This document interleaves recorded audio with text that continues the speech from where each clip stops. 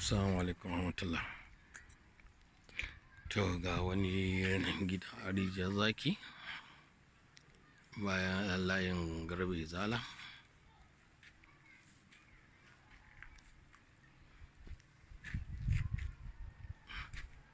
Uh, 75 by 50.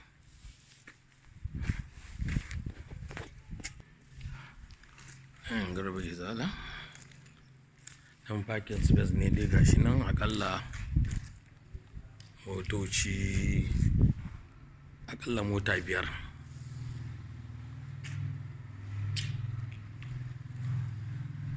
Allah zai dau mota 5.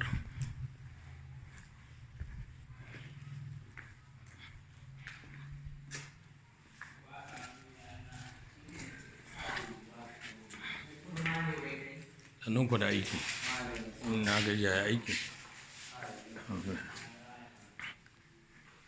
Nan falo ne.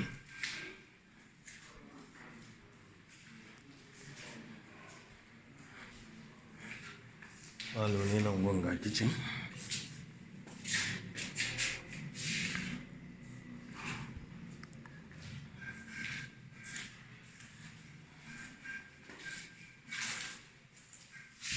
Toilet ne.